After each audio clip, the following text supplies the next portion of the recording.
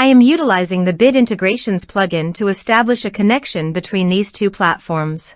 Let's go to Bit Integration Dashboard. Now click Create Integration.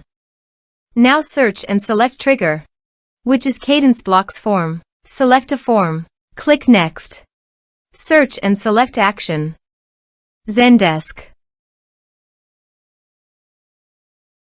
Give here an API key, so please visit the Zendesk API token. Add access token. Give here a meaningful name.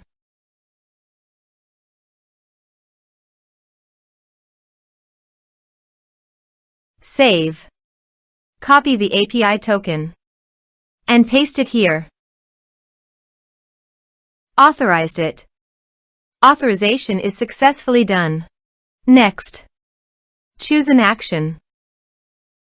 Map the respective fields.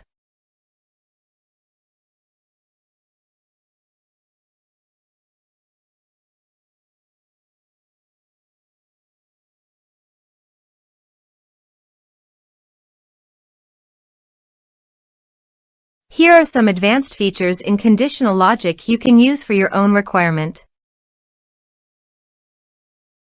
Next. Finish and save it. Let's submit a form.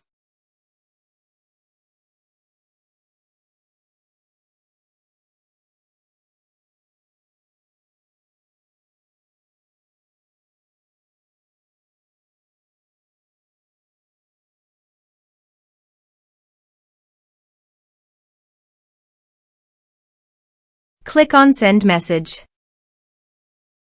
Now go to the Zendesk site and go to Contacts.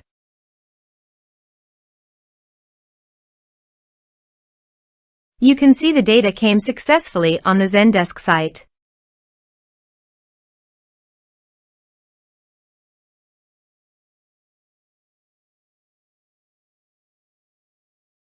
Thanks for watching.